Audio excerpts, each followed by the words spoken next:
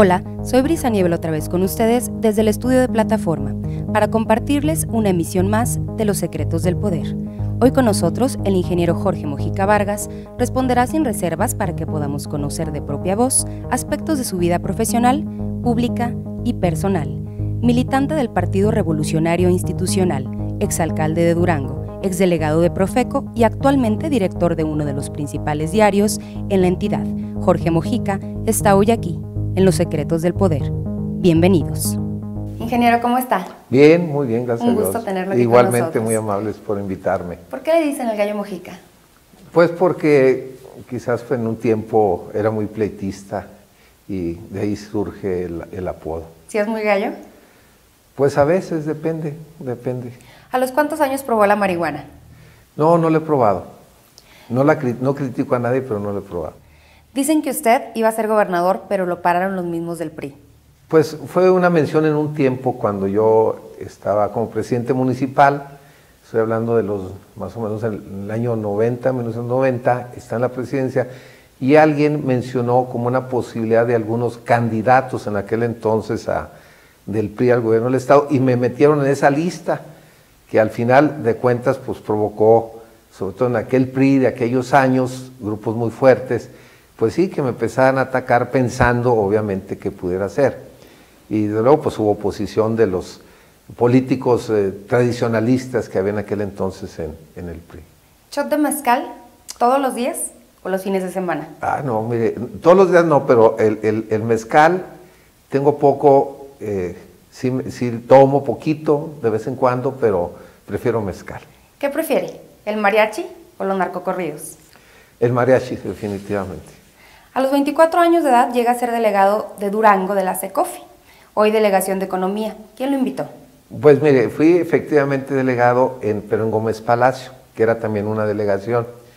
A mí me invitó el entonces gobernador Héctor Mayagoitia, en ese año me invitó, yo acababa prácticamente de salir del tecnológico, de ingeniería, y me invitó él a un problema que existía de contrabando de azúcar, refinada en aquel entonces, la SECOFI controlaba ese producto para panaderías, para que no subiera el precio del pan de azúcar, y era subsidiada, pero se descubrió que había un faltante, me pidieron que yo fuera, el doctor Mayagoitia siendo gobernador, y Antonio Murrieta Necochea, que fue director de las Relaciones Federales, y de ahí pues me fui a la delegación en Gómez Palacio.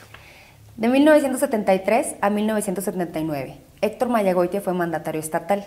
¿Qué sabía un químico bacteriólogo sobre cómo gobernar un estado? Pues mire, el doctor Mayagoitia ya tenía mucha experiencia en la administración pública federal fundamentalmente, además de mi punto de vista fue buen gobernador y venía de ser subsecretario, si no me equivoco, de Educación Técnica Media y Superior, que fue donde yo lo conocí cuando fui líder estudiantil, pero yo creo que sabía mucho de administración pública y, insisto, fue buen gobernador desde mi punto de vista. En política no hay cadáveres, que no se les olvide, decía don Armando del Castillo Franco. ¿Usted coincide con ese dicho? Sí, tenía muchos dichos, don Armando del Castillo, entre otros, no se me raje mi tigre, pero es correcto, en política no se gana para siempre ni se pierde para siempre. Y hay muchas pruebas de ellos a nivel mundial. Y en México, bueno, pues ahí está el presidente actual, Andrés Manuel López Obrador, que a la tercera, después de Pérez II, es presidente. ¿En qué posición política se desempeñó Jorge Mojica en el sexenio de Armando del Castillo? No era política al 100%, yo fui en aquel entonces la dependencia de agua potable y alcantarillado de la ciudad de Durango, del municipio, dependía del Estado. Y me invitó como director porque había un problema financiero de subsidios y quería pues que ya fuera autosuficiente. Y entonces me invitó a esa posición administrativa. Ingeniero, usted fue director general de aguas del municipio, como me lo menciona. ¿Cuál era la mayor demanda de los capitalinos en aquellos años en materia de agua y alcantarillado? Pues fundamentalmente era el abastecimiento de agua potable. En aquel entonces tuvimos el gran apoyo de programas federales y estatales y construimos la línea que todavía sigue funcionando, que es la línea conocida como Gavino Santillán, que se conectaron una batería de 8 pozos que vienen del poblado Gavino Santillán, que eran pozos agrícolas, y se conectaron al Cerro Los Remedios, aquí todavía al tanque del Cerro Los Remedios, y desde un punto de vista todavía obviamente es básico porque distribuye y abastece, aparte del centro de la ciudad, algunas colonias, y yo estimo que fácil el 50% del consumo de agua potable. Entonces ese era el reto en ese entonces. Llegamos al 89, convención de delegados para la candidatura a la alcaldía de Durango por el PRI. Jorge Mojica contra el doctor García Betancourt. ¿Cómo la gana? Es una historia muy larga de contar, sin embargo la gané en una pugna pues interna con el doctor García Betancourt, un buen médico por cierto, y que en aquel entonces era presidente del PRI nacional, Luis Donaldo Colosio. Ya tradicionalmente, como se hacía, el PRI había destapado al candidato a la alcaldía, que era el doctor García Betancourt, que era médico de cabecera de la familia Ramírez, en la cual también pues, estaba el gobernador Ramírez Gamero, y lo postularon, y yo me opuse como un militante más del PRI, y logré que se hiciera esa convención de delegados, 1800 delegados en el auditorio del pueblo, y es de las pocas veces que participa ese número de militantes, y gané 3-1 en la votación, en un voto secreto y directo. Estoy hablando del 1989, y pues así fue como gané yo la candidatura primero y después la presidencia municipal. ¿Cuál era su lema de campaña para la alcaldía? La lema entonces era, primero hay que ganarle a la imposición y después vamos a ganarle a la posición. ¿Usted era el gallo de Ramírez Gamero? No. Cuando resulta electo candidato por el PRI para la alcaldía, ¿Ramírez Gamero se enojó? Pues no se contentó, o sea, realmente, ¿no? Porque yo decía, el PRI era hegemónico en aquel entonces, y pues ya siendo candidato el PRI, automáticamente casi se daba como un hecho de que iba a ganar la constitucional, y yo no el candidato, absolutamente, ni de la CTM, y yo creo que tampoco del gobernador. ¿Pero ya en campaña Ramírez Gamero lo apoyó? Pues no como quisiera, pero pues yo entendía el porqué, pero tuve el apoyo de muchos compañeros que ya eran egresados del tecnológico, fundamentalmente ingenieros, y logramos creo que una muy buena campaña, muy austera, pero con muchas ideas y con mucha innovación. A los 34 años, Jorge Mojica se convierte en alcalde de Durango. A esa edad, ¿cómo hacer para no marearse con el poder? Pues sí, yo creo que es un buen tema que se da y se dice mucho que se marea la gente con el poder, y el poder a la gente inteligente la vuelve loca, y la soberbia los vuelve ciegos y sordos. Yo tenía la ventaja de que ya había sido funcionario federal, funcionario estatal también, y yo espero que no se me haya subido, no me haya mareado en un ladrillo, pero pues yo creo que ya tenía experiencia administrativa en ese sentido, y creo que no se me subió como algunos pudieran pensar. ¿Qué consejo le daría el actual alcalde? Pues mira, yo no soy para dar consejos a nadie, sin embargo la experiencia como exalcalde me dice que mientras las autoridades no exista una verdadera colaboración en los 3 niveles de gobierno, el federal, estatal y municipal, y más o menos cuando en los tiempos actuales se exige que tenga mucha coordinación, mucho respeto institucional, que cada quien asuma su responsabilidad, yo creo que es la mejor manera de resolverle y darle respuesta a la sociedad, que finalmente es lo que le interesa, ¿no? A la sociedad, que le resuelvan sus problemas. Y cuando no hay una coordinación, o hay una pugna o una descoordinación, yo creo que no beneficia a nadie. ¿Quién gana la próxima elección a la alcaldía de Durango? ¿Morena o el PAN?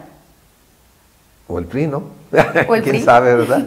Pues mire, yo creo que la gente, para nadie es desconocido, que vota más por personas que por partidos. Depende de la elección, que son diferentes todas las elecciones. En este próximo elección municipal ya no va a estar la figura pues de de un Manuel López Obrador, que cobijó a muchos candidatos de ese partido, que muchos ni siquiera hicieron campaña, pero bueno, la gente votó masivamente y apabulló. Yo creo que cambia esta futura elección. ¿Quién va a ganar? Yo creo que mucho depende de la elección de los candidatos que tenga cada partido. Ya los partidos por sí no ganan si no tiene presencia con la sociedad. Yo creo que esa es la clave y pues no es descubrir el hilo negro, pero yo creo que es la base para que un partido pueda ser más competitivo. ¿Usted está a favor o en contra de los matrimonios igualitarios? Pues soy muy respetuoso y tolerante, que cada quien decida su forma de vida. En su administración como alcalde hubo acusaciones de desvíos de recursos públicos. ¿El Congreso lo llamó a cuentas? No tanto hubo acusaciones. Yo creo que como todos los municipios tienen una fiscalización de los recursos públicos, que bueno, y en muchas de las ocasiones hay observaciones que se tienen obviamente que cumplir y se tienen que demostrar alguna de estas observaciones. Y fue el caso también del municipio de Durango, como en la actualidad existen, afortunadamente se aclararon y no hubo tal en esa acusación, alguna demanda no existió. ¿Cuál fue su mayor momento de crisis política cuando usted se desempeñó como alcalde? Yo creo al principio de la administración, a los pocos días fue tomada la presidencia municipal por el Partido del Trabajo, en el cual yo no estaba de acuerdo en aquel entonces que una parte importante del personal de la presidencia estuviera comisionada a un partido político, y entonces yo me opuse y los regresé a su trabajo, y eso fue parte de la crisis que se dio.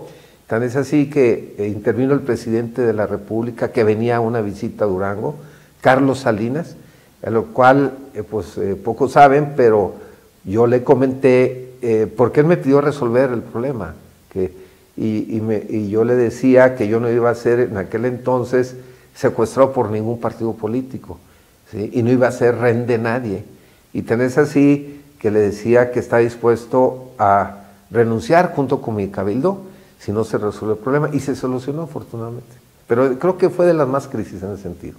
¿En su administración el nepotismo era una práctica normal? No, afortunadamente no. El único que participaba era Yadira, mi señora, en el DIF municipal, pero pues yo no tuve familiares, ni primos, ni nada. Y yo creo que hay que tratar de evitarlo. Llega el Papa Juan Pablo II a Durango. ¿Qué fue lo que sintió al darle la mano? Fue algo emocionante, y no nomás cuando lo saludé, porque como presidente municipal tuve la fortuna de recibirlo en el aeropuerto, de estar en algunos eventos con él.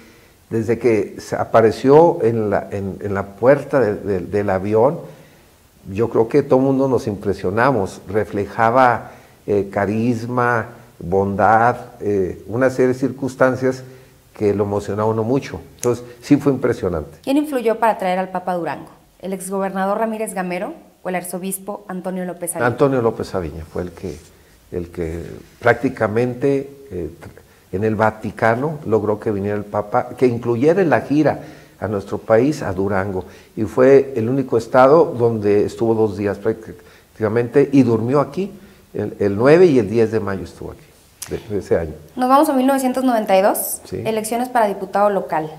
¿Fue mejor el candidato del PAN que Jorge Mojica? Pues en algo puede ser mejor, porque ganó. Sin embargo, hubo en los resultados, con muchas elecciones, muchos factores internos del PRI y externos también. La diferencia fueron 138 votos, si no me equivoco, pero bueno, así es, y hay que aceptarlos. Pero que fue mejor que yo, no creo. ¿Pero qué lo hizo perder esa campaña? Mucho, yo creo que hubo mucho fuego amigo dentro del PRI.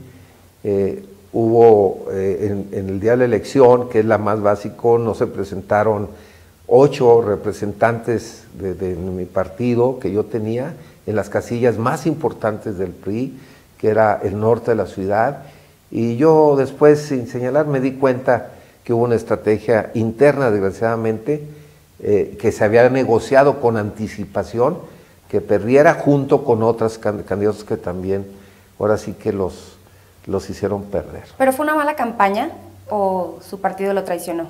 Yo creo que una campaña siempre tiene algunos errores para mejorar, pero yo creo que fue más gente del PRI que me hizo perder. ¿Ramírez Gamero en esa elección le cobró la factura?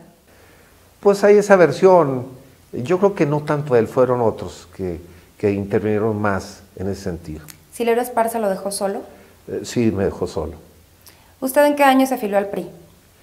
En 1980 más o menos. ¿Y por qué al PRI y no al PAN?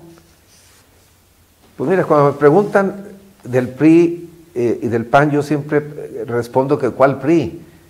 Porque dicen, bueno, pues que hay varios. Bueno, al PRI al que yo me afilié era un PRI con objetivos muy claros, de cercanía con la ciudadanía, de beneficio a la sociedad, y no el PRI que en los últimos años se ha dado, un PRI más lejano a la sociedad, con gobernadores, ahora es gobernadores corruptos, rateros, por decirlo menos, que le cobraron la factura al PRI, al partido. Yo creo que el PRI en ese momento no supo actuar y denunciar, aunque fueran militantes, que gobernadores del partido, como el de Veracruz, como el de Tamaulipas, como el de Chihuahua, como muchos, de alguna manera, estaban fuera de lo que el PRI buscaba y le hizo perder. Entonces me afilié porque yo creía más en el PRI en ese momento. ¿Quién fue don Carlos Herrera para usted? Don Carlos Herrera para mí fue un maestro, fue un empresario exitoso, un empresario solidario con los que menos tienen. ¿Cómo lo conoció? Lo conocí estando yo en la delegación en Gómez Palacio, muy joven, le llamó la atención que yo tenía 24 años prácticamente saliendo y buscó al estilo Don Carlos en una inauguración de una empresa que preguntó que quién era el delegado en aquel entonces de ese COFI, y yo me presenté y me dijo, chiva, pues yo creía que era una persona más vieja, gordo y panzón, y una cosa como era Don Carlos.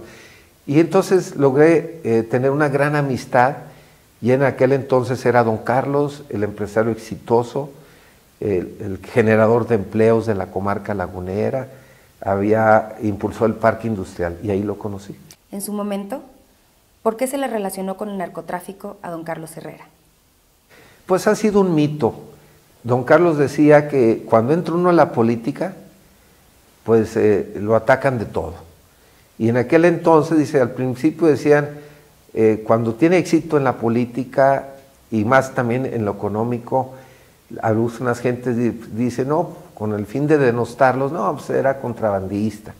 Y luego salió el mito que era narcotraficante, pero yo tengo entendido que fue a raíz de que una revista nacional sacó ese tema, y yo tengo entendido que un reportero fue y lo trató de sobornar en aquel entonces con 70,000 pesos, que era mucho dinero, y él se opuso y no quiso darle nada, y de ahí salió esa historia falsa completamente. ¿Usted era su asesor de cabecera? Pues no su asesor, yo era, aparte de que pues era un gran amigo, mi jefe en algunas situaciones de trabajo, me permitía comentar temas, me escuchaba, y don Carlos no necesitaba consejos. Don Carlos era gente muy pensante en todos los aspectos, muy exitoso, y sobre todo se adelantaba a los hechos. Yo creo que más que asesor, y era una persona, como yo ya lo mencioné, que yo admiraba mucho y me permitía comentar. ¿Cómo llega usted a ser director del periódico Victoria de Durango? Pues como en algunos casos fui porque don Carlos fundó este periódico, después lo vendió a un grupo de empresarios duranguenses, encabezados por Jaime Mijares, el papá, y después de un tiempo, yo intervine inclusive porque Jaime Mijares me decía que quería venderle el periódico a don Carlos porque estaba quebrado, tenía 3 años que no tenía utilidades. Don Carlos lo compró, y el único fin, cuando me dijo que yo fuera ahí, era que no perdiera la fuente de trabajo, que era lo único que le interesaba, y pues logramos, y entonces llegué yo al periódico Victoria. Llegamos al 2004, a la convención de delegados para la candidatura a la gubernatura por el PRI. Carlos Herrera la luce contra Ismael Hernández de Heras. ¿Aispuro traicionó a don Carlos? No, también es un mito. Realmente fue una competencia entre tres, los resultados se dieron claramente, voto secreto y directo, y bueno, pues ahí ganó Ismael, pero no, lo demás yo creo que, insisto, es un mito. ¿Había un acuerdo entre Guerrero Mier y Aispuro para apoyar a don Carlos? No, quizás es parte de lo que también se comenta, porque siempre existe una gran amistad entre el licenciado Guerrero Mier y don Carlos Herrera, de muchos años, y también don Carlos siempre veía y vio, en el caso del licenciado Rosa Aispuro, muy bien. Yo creo que la amistad era una circunstancia y la política era otra. Usted fue delegado de Profeco cuando Guerrero Mier era gobernador. ¿Cómo era su relación con él? Excelente, tan es así que él fue el que me invitó. Y también, ahora sí, casi como bombero, fui porque me invitó, porque la Profeco en ese entonces, por la calle aquí Zaragoza, tenía 15 o 20 días tomada por un grupo que exigía que bajaran las tarifas de teléfonos de México. Y fue el gobernador que me invitó a ser delegado de Profeco. Se sabe que en ese año el periódico estaba en quiebra financiera. ¿Qué hizo para rescatarlo? Bueno, cuando fui director, el periódico Victoria es como cualquier empresa. Cuando existen números rojos, habrá que hacer un buen análisis de carácter financiero, un buen diagnóstico, eficientar las tareas, ser más cuidadoso en los recursos que sean humanos y materiales, tener un proyecto, vigilar, medir las metas. Y yo creo que fue un grupo importante de empleados que conjuntamente conmigo logramos sacar del periódico Victoria de esa circunstancia financiera y que ahora es una empresa sana. En el sexenio de Ismael, ¿la censura a los medios de comunicación era una constante? No, a mí nunca me tocó, siendo gobernador Ismael. Desde luego había notas que a veces no le gustaban, pero me decía, pero censura no hubo. Realmente, y además teníamos una relación de mucho tiempo de habernos conocido y me decía, pero no hubo censura. Nos vamos al 2010, elección a gobernador Aispuro contra Herrera Caldera. ¿Ganó Aispuro? Pues también es lo que se menciona, que en su momento hubo algunas acciones que mancharon ese proceso, sin embargo, pues los resultados los da una autoridad electoral. ¿Pero hubo fraude? No puedo yo asegurar, porque no me consta. Fue parte de lo que se estuvo mencionando por algunos hechos, algunas casillas, que hubo violencia y que tuvieron que cerrar, en fin. Pero, insisto, pues al final la autoridad electoral dictaminó quién ganó, ¿verdad? ¿Herrera Caldera un represor? Pues en parte yo creo que, y me extrañó en un momento porque también tuve la oportunidad de conocerlo. Él fue egresado de la primaria como yo, Guadalupe Victoria, conocía perfectamente a su familia, pero al final yo creo que parte sí, yo creo que se reflejó como represión en su gobierno. ¿Octaviano Rendón fue un preso político? Sí, para mí sí. ¿Y Adán Soria? También. 2016, elección interna para la candidatura a la gobernatura por el PRI. Las encuestas del CEN del PRI colocaban arriba a Leti Herrera sobre Esteban Villegas. ¿Qué opina? Bueno, pues ahí yo sí viví de cerca ese proceso. Efectivamente yo tuvimos acceso en un tiempo a tres encuestas fundamentales. Era la de gobernación, la del PRI y de la presidencia de la República, y en todas, Leticia Herrera iba arriba, y por bastante, y entonces yo creo que ahí la lógica política, en ese entonces, si es por encuestas, yo creo que Leti había sido más competitiva. En ese año, ¿quién convenció a la señora Leticia Herrera para ser candidata a la presidencia municipal de Gómez Palacio?